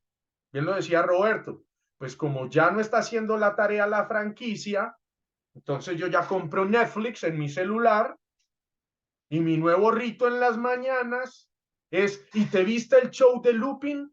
¿Y te viste la película Estómago? ¿Y te viste la película de los Avengers? Esas son nuestras conversaciones. Ya no es, ¿y estás mejor? ¿Y cómo te fue? Tercero, como estamos habituados a un discurso teológico cerrado, la reflexión eclesiológica que he venido elaborando no es mía, es de toda esta Latinoamérica que quiero y que he caminado. Te invita a construir reflexiones auténticamente universales, que lleguen a todos, que el discurso teológico no sea excluyente, violento, censurado, formalista, al contrario, que sea incluyente, que sea consentido, que sea vivificador, que sea celebrativo. Por ahí vamos entrando. No hay otro rumbo. En palabras de un gran maestro y compañero mío de trabajo, el padre José Vicente Durán, ahora rector de la Universidad Javeriana, aquí en Colombia, con sede en Cali, dice, muy probablemente nuestro futuro como iglesia es un futuro centrado en los laicos, en nuevos lugares, reunámonos en mi casa, nuevos ritos, comamos juntos, nuevas voces teológicas, no nos excluyamos, así somos. Muy bien. Muchas gracias. Con mucho gusto. Milagros. A Mila, sí. Bueno, Un muchas placer. gracias, profesor. ¿Cómo ha estado? Sí, De mi señor. lado, sí, un comentario y una pregunta. Sí, señor. No sé por qué, pero los últimos días me ha tocado encontrarme con varias personas, bueno, varios colegas, bueno, también católicos como yo, y me sorprende sinceramente la capacidad que podemos tener, ¿no? De perder el tiempo pensando en, o sea, gente de verdad que ama mucho la iglesia, pero que estamos pensando a veces en eso, en que si, o sea, con un mundo que está ardiendo, con un país así también, que si el vino baja o que si el mantel es de qué color, a mí sinceramente me escandaliza, ¿verdad? La pérdida de tiempo cuando hay temas pues más urgentes, pienso en el medio ambiente, bueno, tantos temas, la pobreza extrema, la libertad. Eh, pero sí, y una de las conversaciones que tuve, me decía alguien escandalizado, no, pero es que quieren cambiar la iglesia, que no sé qué. Y yo digo, pero es que no, y bueno, muchos obispos alemanes, ¿no? Todo esto de la Tubia, he estado leyendo información sobre esto, las respuestas del Papa, de verdad, también bastante acertadas desde mi punto de vista. Y yo decía, pero qué increíble que no tengamos, no nos parece ni siquiera sospechoso que sean un montón de hombres blancos que sean los que tienen, y con muchos privilegios, que tengan todas estas inquietudes, ¿verdad? Entonces, me escandaliza, sinceramente, el no poder ver eso, pues, pero me he quedado con la duda, o sea, realmente puede haber un cisma, y me he quedado con la curiosidad de saber cuáles han sido los principales, obviamente algo que tengo que investigar, leer, ¿verdad? Pero, o sea, ¿cuáles serían como las principales razones de peso para un cisma? ¿Qué puede aportar? Eh, por ahí, sí quisiera como de la parte de la eclesiología. Sigma te refieres a la Aprender un división, poco más de ese tema. a la Sí, separación. sí, Ok, sí, ok. sí, sí.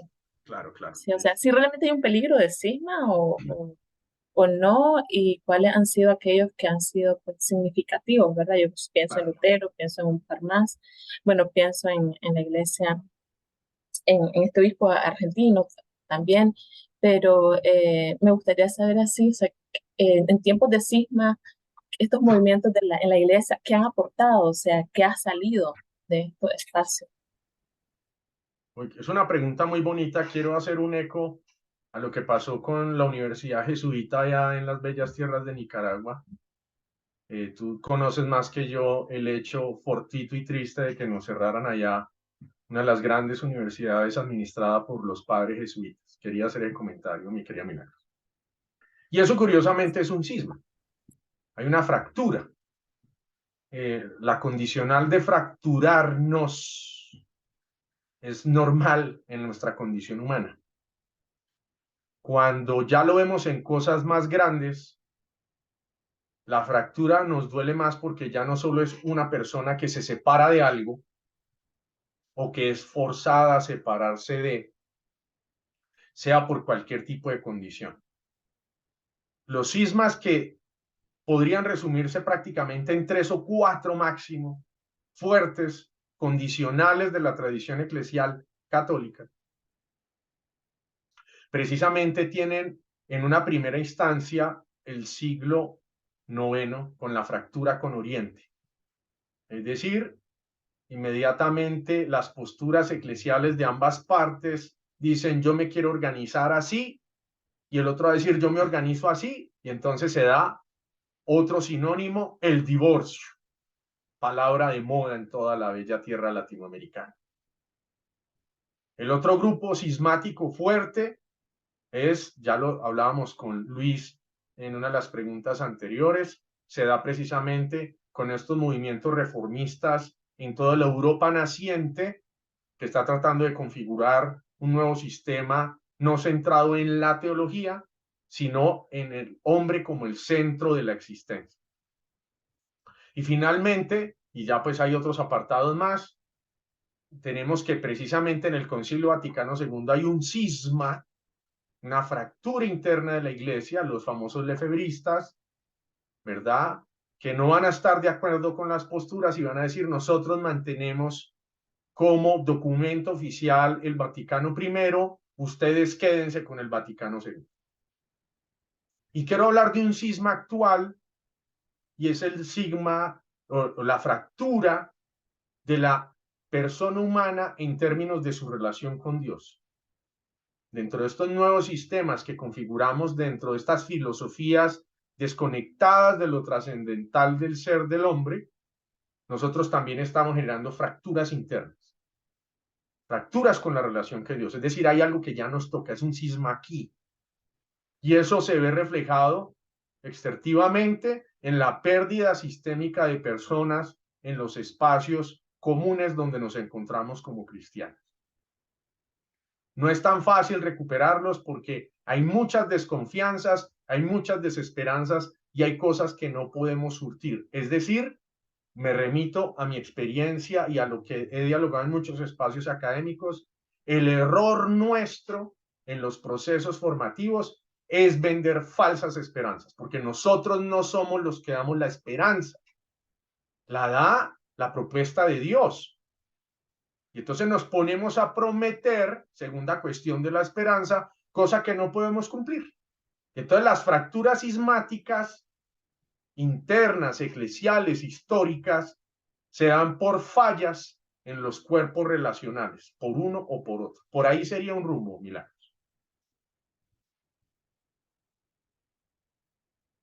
Mari Carmen, bienvenida otra vez, Mari Carmen. Y luego Julio Sebastián. Antes de que hables, Mari Carmen, es la última presentación y luego terminamos con esto por la tarde. Ah, bueno, entonces. ¿Sí? Dale, Mari Carmen. Solo, bueno, voy a tratar de ser breve. A ver, hace varios años, porque bueno, yo viví en Alemania hace más o menos, bueno, ya hace algunos años, más o menos en el año 80, me sorprendía cómo se vivían estas celebraciones conjuntas, por ejemplo, con los luteranos y católicos. O sea, de alguna manera ellos tienen una mayor tradición de vivir conjuntamente muchas cosas. Incluso hay veces que en templos católicos o en templos luteranos se celebran celebraciones católicas, luteranas y viceversa, ¿no? Entonces, realmente una bonita experiencia en ese sentido. Sin embargo, alguna vez que hablaba incluso con un pastor evangélico, me decía, en la Iglesia Católica tiene de tener una mayor, una dimensión institucional o una estructura más fuerte que evita la atomización, ¿no? Porque claro, si cada uno va por su lado, entonces decía él, la iglesia, tenemos el problema en la iglesia evangélica de que surgen una cantidad de grupos, lo cual es muy bueno, espontáneos, pero muchos derivan en sectas fundamentalistas. Son la mayoría de grupos evangélicos que tenemos actualmente en América Latina, me parece a mí, donde el diálogo se vuelve más difícil y justamente ir teniendo esa vivencia litúrgica conjunta también se vuelve más difícil, todo ese ecumenismo, ¿no? Entonces, no es tan fácil a veces aquí en América Latina vivir ese ecumenismo justamente por esa atomización, por esa diversidad que puede ser muy buena, pero sobre todo por el fundamentalismo. No quiero decir que dentro del catolicismo no haya también fundamentalismos, ¿no? Pero es de alguna manera más complicado. Quizá tenemos menos tradición y quizá la iglesia luterana en Alemania tiene una mayor tradición de reflexión teológica incluso, ¿no? Y más seria que estos grupos evangélicos más fundamentalistas que tenemos en América Latina. Por ahí va mi pregunta. Total. Escuchemos de una vez a Julio Sebastián, por favor. Profesor, muchas gracias. Con mucho gusto. Ustedes Quisiera hacer un comentario. Mucho gusto. Quisiera hacer un comentario en relación a lo que han hablado mis compañeras, compañeros y algo que usted esbozó en su momento en relación a esta conversación que tuvo con una obispa luterana, de que más allá de los cambios particulares de cada confesión, hay un cambio cultural global en el mundo laico, digamos, ¿cierto? Más allá de lo religioso. Sí. Y efectivamente, yo estoy convencido que es así por un tema de crecimiento exponencial. Nosotros, si nos situamos como especie, somos un suspiro en relación a todo lo que ha sido la evolución biológica. Y la evolución biológica pareciera ser un suspiro dentro de todo lo que es la evolución no biológica. Y dentro de nuestra especie, de nuestro proceso biológico, la cultura, las civilizaciones también son súper reducidas. Entonces es muy razonable pensar de que los crecimientos van siendo cada vez más exponenciales, al punto de que en poquito tiempo vamos a poder presenciar en cambios tremendos, cambios inmensos. En- y yo creo que aquello es porque efectivamente hay una visión de mundo que, si bien es criticable, como se planteó en su momento con este tema de cierta posición científica, ¿cierto? O que respetaba lo experiencial, ¿cierto? Em, el matematizar el mundo, el tratar de calcular el mundo, inevitablemente nos lleva a estas dinámicas de la aceleración. Ahora, yo creo que como iglesia en particular nos puede hacer sentido algo que una vez leía de un sociólogo español que hablaba sobre cómo Max Weber, hablaba de unos modelos de dominación.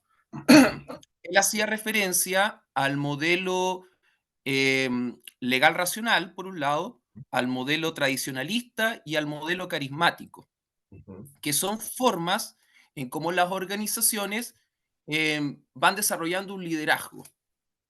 ¿Ya? Yo creo que todos estos modelos obviamente tienen como sus pros y sus contras, y sería interesante en algún momento, quizás como en algún momento fuera de clase, quizás compartirlo. Claro. Pero en particular, me gustaría detenerme en todo lo que es el ímpetu que tenemos como comunidad creyente de volver nuevamente a las bases a la valoración de nuestras subjetividades, en- a nuestros sentires como comunidades pequeñas de fe. Eh, pero me gustaría detenerme en algo que caracteriza aquello que es el modelo carismático. El modelo carismático, que es muy propio de las comunidades más pequeñas, dice de una comunidad que es guiada por un líder, una lideresa, que tiene esa capacidad de manifestar los carismas, sus dones particulares, su elocuencia, los dones que otorga el espíritu. Ya usted lo mencionaba ayer en la clase, los diferentes carismas, ¿cierto? En- pero es súper inestable. Es una comunidad muy inestable que no logra proyectarse en el tiempo. Pero se hace la salvedad de que tal forma de organización, de dominación, eh, se puede volver más estable si se acompaña a la comunidad de poder revocar a la autoridad. Y ahí es donde llegamos nuevamente a lo que es la tradición. En nuestra tradición existe este tema de poder participar en la elección de los obispos. Existe la posibilidad de poder ser parte de forma vinculante, que creo que es algo fundamental, no solamente de forma consultiva. Naturalmente, si nosotros vemos que hay un obispo, ¿cierto? Nosotros acá en Chile tuvimos muy de cerca la corruptela que se generó con la conferencia episcopal. Fue realmente corruptísimo, fue una renuncia, igual que una mafia, fue una renuncia en masa de los obispos, fue caótico para protegerse todos.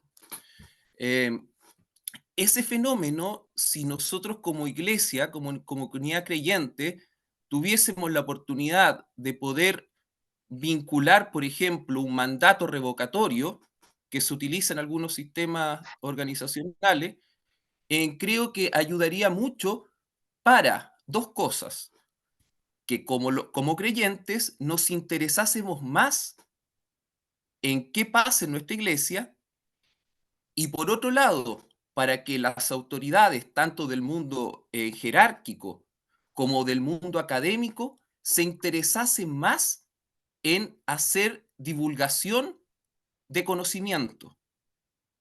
¿Para qué? Para que aquella elección, aquel voto, fuera más fundado. ¿Ya? O sea, creo que uno de los elementos que podemos rescatar en conclusión de este análisis de Weber, ¿cierto?, aplicado a nuestra forma organizativa, es quizás enfocarnos dentro de todas las múltiples problemáticas que tenemos, en el valor de la participación de tipo vinculante y particularmente cómo desde nuestras comunidades pequeñas podemos ir acostumbrándonos a revocar mandatos, participar de mandatos. Si, por ejemplo, en la comunidad parroquial se nombra un encargado X, tener esa capacidad de poder revocarlo ante ciertas circunstancias que consideramos inadecuadas. Después de eso, hacerlo socialmente vinculante con comunidades ecuménicas, en grupos de diaconía, de ayuda a la comunidad, y así irlo proyectando, de tal manera que culturalmente podamos después exigirlo a nuestras estructuras mayores. Creo que es un comentario que me venía sobre todo por este ímpetu que tenemos para poder cambiar estructuras y poder tener una visión más esperanzadora de comunidad de fe. Excelente aporte, Julio.